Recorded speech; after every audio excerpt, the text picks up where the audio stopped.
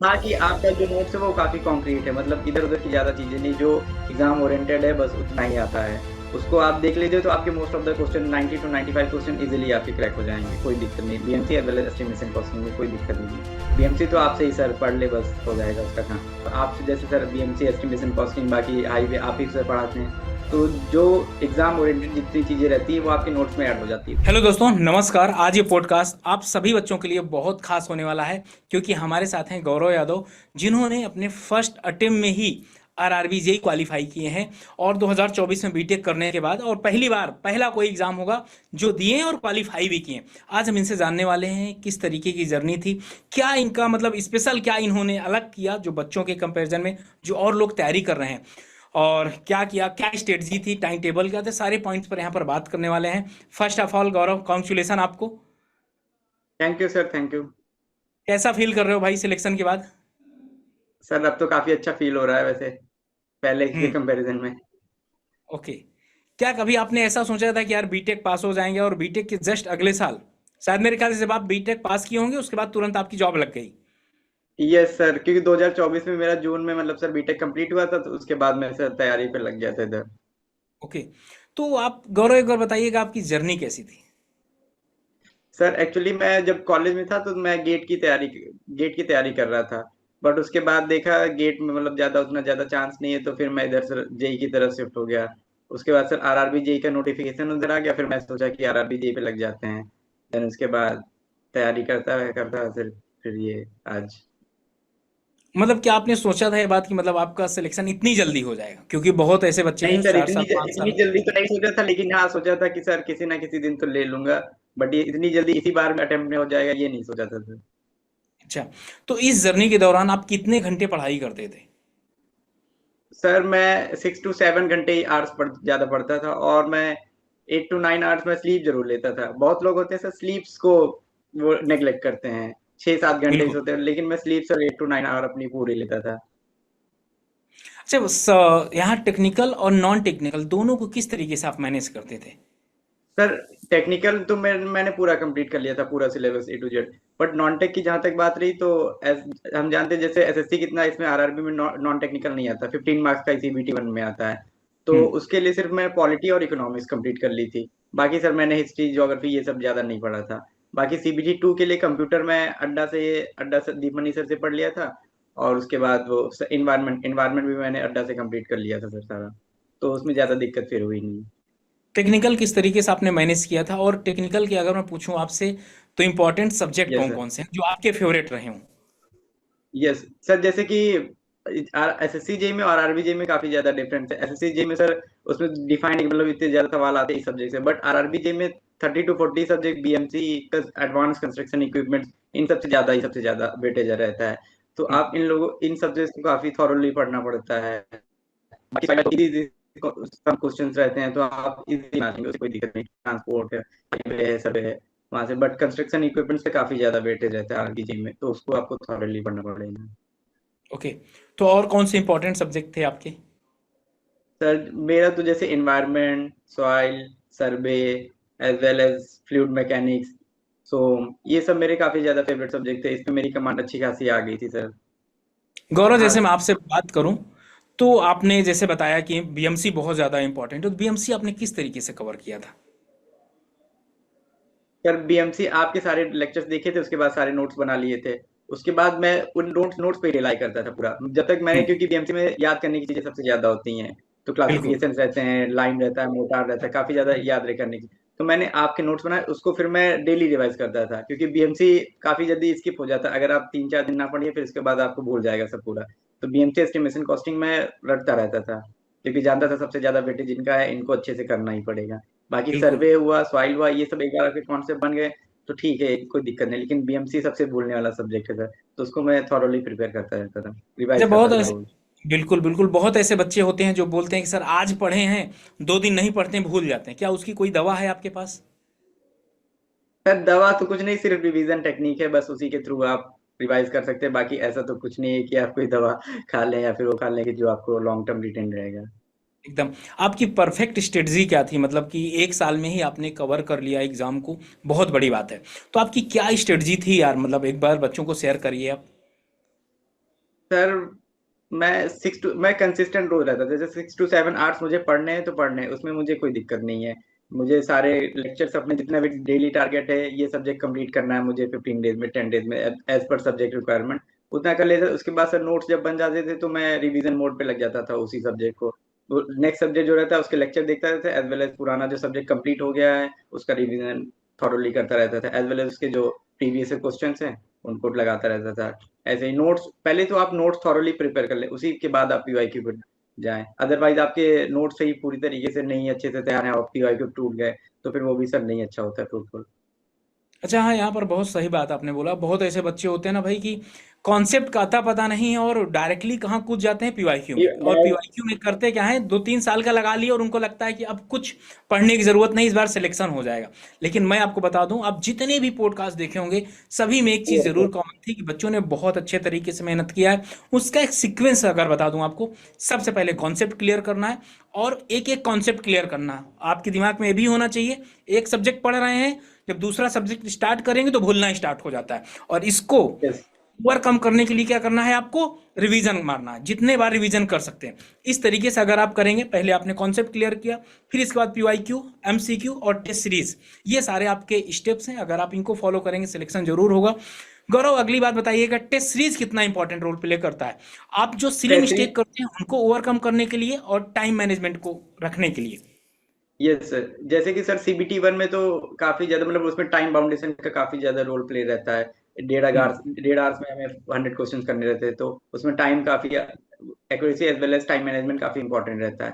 But CBT two में sir time का ज्यादा हर्डल नहीं था, क्योंकि टेक्निकल वन लाइनर क्वेश्चन रहते हैं तो आपका इजिली हो जाता है इधर साइड से। तो मैंने वो टेक्स्ट बुक की सारे टेस्ट दे डाले थे, सीबीटी वन में भी सीबीटी टू में भी जितने भी हम्म। टेस्ट थे उनको दे डाला था। और उसके बाद सर क्या होता था कि जैसे टेक्स्ट बुक में ज्यादा अच्छे मार्क्स नहीं आ पाते थे, जैसे सीबीटी टू में 80 to 90 मार्क्स रह जाते थे, तो उसके लिए सर मैं उसको काफी ज्यादा एनालाइज करता था। जैसे एक टेस्ट दे दिया तो उसमें जो भी सवाल 20-25 मेरे जो गलत हो गए हैं उनको लिख लेता था, और जो नहीं बने हैं उनको भी लिख लेता था। तो अपना लिख लिख के अपना देखता रहता था, जो भी सवाल मेरे गलत हुआ, जो मैंने छोड़ दिए, जो जो बिल्कुल भी आइडिया जिनके जिस सवाल के बारे में मुझे नहीं है सर। तो ऐसे करते करते एनालाइज करते करते तो एक आपका ब्रॉड एरिया कवर हो जाता था, जो आप नहीं आपके नोट्स में ऐड नहीं है उसको वैल्यू एडिशन कर लिया नोट्स के थ्रू। अच्छा, इस जर्नी के दौरान कई बार आप डिमोटिवेट भी हुए होंगे कि यार इस बार सिलेक्शन नहीं होगा, स्किप कर देता हूँ। तो ये कैसे अपने आप को आपने सर रिचार्ज कभी रखा, या मोटिवेट कैसे अपने आप को रखे? सर फैमिली में बहुत अच्छा रोल प्ले किया। जैसे भैया थे, मेरी दीदी थी, तो कहती रहती थी कि हो जाएगा इस बार, कोई दिक्कत नहीं है, तुम तैयारी करो, कोई दिक्कत नहीं है, होगा तुम्हारा, हो जाएगा। तो जैसे फैमिली से बात कर लेता था, दीदी से मम्मी से, तो लोग कहते थे आराम से हो जाएगा, कोई दिक्कत नहीं है, तुम तैयारी करो, तुम कर सकते हो। और दोस्तों में भी रहता था सर, दोस्त भी कहते थे तुम कर सकते हो, तुम कर लोगे आराम से। ओके। तो यहाँ पर अगर मैं बात करूँ तो आप पहले क्या कॉलेज लाइफ से ही पढ़ाई करना स्टार्ट कर दिए थे क्या, कि आफ्टर बीटेक ये करने के सर मैं बाद आपने क्लास कॉलेज स्टार्ट किया? हम्म। नहीं सर, मैं कॉलेज के थर्ड ईयर से अपनी तैयारी पे लग गया था, क्योंकि मुझे सर प्लेसमेंट की वो तरफ जाना नहीं था। मुझे था कि हम्म। गवर्नमेंट जॉब ही सर लेनी है, तो इस वजह से कॉलेज के थर्ड ईयर से मैं इधर लग गया था अपनी तैयारी पे। वहीं पे ओके। मैंने सिलेबस कंप्लीशन अपना करना स्टार्ट कर दिया था। मोस्ट ऑफ द सब्जेक्ट मैंने कॉलेज के टाइम पे ही खत्म कर लिए थे फाइनल ईयर तक। उसके बाद जो रिमेनिंग सब्जेक्ट थोड़े थे, उसके बाद मैं वो बीटेक होने के बाद मैं प्रैक्टिस करने लगा था। अच्छा, इंजीनियर अड्डा से आप कब जुड़े थे? सर इंजीनियर्स अड्डा से मैं वही कॉलेज जैसे खत्म हुआ मैं तुरंत सब्सक्रिप्शन ले लिया था उसका। उसके बाद जो मेरे आरआरबी जेई के सब्जेक्ट जो थे, non tech as well as जो बीएमसी एमसी काफी ज्यादा वेटेज वाले सब्जेक्ट रहते हैं, इनको मैंने वहीं से कंप्लीट किया बीटेक होने के बाद ही। तो पढ़कर आपको क्या लगा, मतलब चीज़ें सही थी, सही गाइडेंस में सारा कुछ चला, ये सब कुछ कैसे पॉसिबल हुआ? ये सर मतलब हाँ कि आपका जो नोट्स है वो काफी कॉन्क्रीट है, मतलब इधर उधर की ज्यादा चीजें नहीं, जो एग्जाम ओरिएंटेड है बस उतना ही आता है। उसको आप देख लीजिए तो आपके most of the question 90 to 95 question easily आपके क्रैक हो जाएंगे, कोई दिक्कत नहीं। BMC as well as estimation costing में कोई दिक्कत नहीं। बीएमसी तो हम्म। आपसे ही सर पढ़ ले बस हो जाएगा उसका काम। हाँ, क्योंकि होता क्या है कि बीएमसी बहुत वास्ट सिलेबस, अगर पढ़ाने पे जाएगा कोई भी फैकल्टी जाएगा, यस सर। कम से कम 300 तो से 400 घंटे लग जाएंगे। अब हर एग्जाम में दो यस चार सर, क्वेश्चन तो इधर तो उधर आप के सर मिलते जो हैं भाई। टेक्निक भी बता देते हैं थोड़ा याद करने की, हाँ हाँ, बिल्कुल बिल्कुल यार गौरव, जो एकदम सही टेक्निक बात रहती है आपने क्लास बोला है। में, रूट हुआ, सलीमा हुआ, सलीम हुआ, ये सर जो टेक्निक्स रहती हैं इनका भी काफी ज्यादा रोल रहता है कि आप जैसे याद है लेकिन प्रॉपर नीचे कुछ हो रहा है तो टेक्निक याद आ गई। वो सब, हाँ पीएच स्केल जैसे टिम्बर में। बिल्कुल। और इससे क्वेश्चन भी आए थे इस बार आरआरबी पे। Yes sir, yes sir. Hmm. तो नहीं, बहुत अच्छा। मैं गौरव आपसे अगली बात पूछूं तो आपका अगला स्टेप क्या है? अभी तो ये एक छोटा सा पड़ाव है अगर मैं यस बात सर, करूं। Yes sir. अभी तो सर बीटेक पास आउट हुआ था, तो ये सर था कि कोई स्टेबिलिटी थोड़ी बहुत मिल जाए तो कॉन्फिडेंस बूस्ट अप हो जाए। अब सर तो ईएससी की तरफ मेरा मेन फोकस रहेगा। SC. Yes best of sir. Luck यार, आप इस बार एससी भी फोड़ेंगे, बहुत अच्छे तरीके से निकालेंगे। बस आपका अगर एक बार बेस तैयार हो गया, अब आपका कॉन्फिडेंस लेवल भी बढ़ गया यस है, सर। बेस भी आपका तैयार हो गया, ठीक ना? सब कुछ आपका मेंटेन है। बस अगर आप कंसिस्टेंसी जैसे अभी तक रखे हैं, मुझे पूरी उम्मीद है अब और यस अभी सर। अच्छे से रखेंगे तो सिलेक्शन आपका ईएससी में भी हो जाएगा। अगर मैं आपसे बोलूं कि जो भी यस। कॉलेज गोइंग स्टूडेंट हैं, जो थर्ड ईयर फोर्थ ईयर में, जैसे आपने बताया कि मैं थर्ड ईयर से यस सर। तैयारी करनी स्टार्ट कर दिया था, उनके लिए क्या सजेशन है आपका? सर कॉलेज के टाइम पे अगर आप हैं तो जैसे मोस्ट ऑफ द टाइम तो आपका कॉलेज में इंटरेस्ट रह जाता है। उसके बाद आप क्या कर सकते हैं, एक एक सब्जेक्ट आप जो जो अपना है सिलेबस निकलवा लें। उसके बाद से आप देखिए कि कौन सा सब्जेक्ट कितना वेटेज वाला है, उसके हिसाब से आप एक एक सब्जेक्ट आप कंप्लीट करने लगिए। वहां से आपका देखिए कि 60 से 70% वहां से कॉलेज के टाइम पे आपका सिलेबस कंप्लीट हो जाए। उसके बाद आप वहीं से कॉलेज से ही स्टार्ट कर दीजिए तैयारी, तब आपका सिलेबस कंप्लीट होगा। क्योंकि सिविल इंजीनियरिंग में काफी वास्ट सब सिलेबस है सर, हम देखिए अदर इंजीनियरिंग से ज्यादा। हम्म। तो तो अगर कॉलेज के हाँ, टाइम यहाँ से पर आप एक, अपने। हाँ बिल्कुल बिल्कुल, यहाँ पर एक लाइन और ऐड करूँ तो जैसे आप अभी सेकंड ईयर में हैं, थर्ड ईयर में, जिस भी ईयर पे हैं, सेकंड ईयर में है, सेकंड ईयर में यस जैसे चार सब्जेक्ट जो चल रहे हैं टेक्निकल के, आप वो यहाँ से पढ़ लीजिए। यस तो सर। क्या होगा, आप कॉलेज में यस तो सर। टॉप करेंगे करेंगे, साथ में आपके कॉन्सेप्ट भी पूरे क्लियर यस होते सर। चले। कॉन्सेप्ट भी क्योंकि बिल्डअप हो जाएंगे। हाँ, यस कॉन्सेप्ट सर। भी बिल्डअप हो जाएंगे, या फिर आपको भी पता है कॉलेज में। जैसे कि आप कॉलेज कॉलेज में सब जो सब्जेक्ट आपके अलाइन है, उसी के कॉलेज को आप यहाँ पे किसी वीडियो लेक्चर अड्डा से ही आप देखते रहिए, नोट्स बनाते रहिए। उसके साथ आपका कॉलेज वाला भी सिलेबस कंप्लीट हो जाएगा, एज वेल एज कॉम्पिटिशन की भी तैयारी आपके साथ साथ होती रहेगी। तो आपका सब स्मूथ मैनर में चलेगी सारी चीजें। तो हाँ फाइनल ईयर ये। आते आते आपकी सारी चीजें कंप्लीट हो जाएंगी। अच्छा, जो बच्चे अभी सिलेक्शन सिलेक्शन के लिए तैयारी कर रहे हैं, 1 से 2 साल हो गए उनको, अभी तक सिलेक्शन नहीं यस हुआ, सर। उनके लिए आपके क्या थॉट हैं, क्या कहना चाहेंगे, किस तरीके से उनको पढ़ाई करना चाहिए, क्या स्टेप फॉलो करें कि उनका सिलेक्शन हो जाए?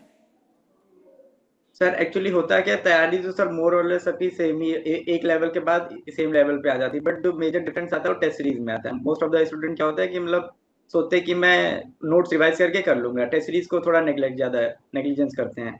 तो मेरा ये मानना है कि जैसे आप जो सब्जेक्ट तैयार करें उसका टेस्ट जरूर लगाएं, क्योंकि टेस्ट के बेसिस पे ही आप एनालाइज कर सकते हैं सर मैं कहाँ वीक हूँ, कहाँ पे मुझे कमी है, कहाँ पे और रिवीजन की ज्यादा जरूरत है। तो टेस्ट सीरीज का काफी इंपॉर्टेंट रोल होता है सर, उसको आप नहीं नेग्लेक्ट कर सकते।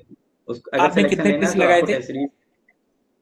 सर सीबीटी 2 में मैंने 25 to 28 समथिंग टेस्ट लगा दिए थे। और सीबीटी 1 में तो वही टेक्स्ट बुक में जितने सारे टेस्ट थे मैंने सारे लगा डाले थे। ओके, बहुत बढ़िया। तो यहाँ पर आपने बच्चों को बहुत अच्छी बात बताया है। अच्छा गौरव, यहाँ पर मेरा आपसे एक लास्ट क्वेश्चन है। लास्ट क्वेश्चन ये है कि इस जर्नी में आप जब तैयारी बीटेक कर रहे होंगे यस तो सर। बहुत रिश्तेदारों के ताने भी सुने होंगे, और अभी और तब में यस क्या सर। अंतर यस दिखा? सर अभी ये था, पहले था कि आपने मतलब घर पे भी मतलब जैसे इधर उधर लोग कहते थे कि गलत स्ट्रीम तुमने चुन ली है, कि सिविल इंजीनियरिंग में ज्यादा उतना उसको बचा नहीं है, गवर्नमेंट जॉब्स काफी ज्यादा लेस हैं। लोग कहते थे तुम्हें सीएस ले लेनी चाहिए थी, उसमें प्लेसमेंट हो जाता। तो वही था कि मतलब मैं तब नहीं बोलता था कि मैंने कहा कि ठीक है अपना तैयारी करता रहूंगा, अपना चुप रहता था। फिर कहता था कि ठीक है इसमें अपना जो ले लिया आप ले लिया, अब उसी में मुझे फ्यूचर बनाना है, बाकी ज्यादा ध्यान नहीं देता था लोगों की तरफ। ओके। सिलेक्शन के बाद तो अब रिश्तेदारों के फोन भी आने स्टार्ट हो गए होंगे? यस सर, काफी लोग फोन किए हैं, कॉन्ग्रेचुलेशन बधाई दे रहे हैं। अच्छा, यहाँ पर गौरव एक आखिरी क्वेश्चन आपसे, एक चीज़ ये बताइए, इस जर्नी के यस दौरान आपकी फैमिली कितना हेल्पफुल थी? और इसका बाद दूसरा क्वेश्चन है मेरा आपसे, इंजीनियर्स अड्डा किस तरीके से आपकी हेल्प किया? Yes sir. सर पहले तो फैमिली पे आते हैं। फैमिली सर काफी ज्यादा मोटिवेटिंग रही है हमेशा। मतलब जो जितने भी मैं हम लोग चार भाई बहन हैं, तो सबने मुझे मोटिवेट किया है कि तुम कर लोगे सारी चीजें। मुझे हर चीज की कभी कमी नहीं हुई, मुझे हर चीज प्रोवाइड की गई मेरे घर से। एज वेल एज मेरी दीदी, मोनू दीदी, वो भी काफी ज्यादा सपोर्टिव नेचर की थी। वो हमेशा कॉल करते कहती रहती थी तुम कर लोगे। जब भी मैं जैसे डीमोटिवेट होता था, जैसे टेस्ट में नंबर कम आ गए, तो मैं उससे शेयर कर लेता था। तो वो कहती थी नहीं तुम्हारा हो जाएगा, तुम कर लोगे। और एज वेल एज इंजीनियर अड्डा की रही तो बात में सर, काफी ज्यादा सब्जेक्ट मैंने वहां से पढ़े। और आपसे जैसे सर बीएमसी एस्टिमेशन कॉस्टिंग बाकी हाईवे आप ही से पढ़ाते हैं। तो जो एग्जाम ओरिएंटेड जितनी चीजें रहती हैं वो आपके नोट्स में ऐड हो जाती है। बाकी जो 3 to 4% तो किसी भी टीचर से नोट्स ले लो, वो तो वरी करेगी। तो आप वो टेस्ट सीरीज जब लगाएंगे तो उसमें वैल्यू एडिशन कर लेंगे तो आपका सारी चीजें कंप्लीट हो जाएंगी, आपके नोट्स में वही कंपाइल हो जाएंगी। फिर सिर्फ सिर्फ आपको कुछ नहीं करना, फिर नोट्स को काफी बार मैनी टाइम्स रिवाइज करके आपका वही कंप्लीट हो जाएगा सारा सिलेबस, कोई दिक्कत नहीं रहेगी। तो थैंक यू गौरव, आप आए और बच्चों को बहुत अच्छी अच्छी बातें बताएं जो बच्चों के लिए बहुत ज़्यादा इंपॉर्टेंट होगा, जो टारगेट कर रहे हैं इस बार 2025 को। ठीक है ना? तो यार तैयारी बहुत अच्छे लेवल पे करना है। बाकी ऐसे ही पॉडकास्ट के लिए बने रहें इंजीनियर अड्डा के साथ। Okay, bye bye and thank you Gaurav. Thank you sir, thank you.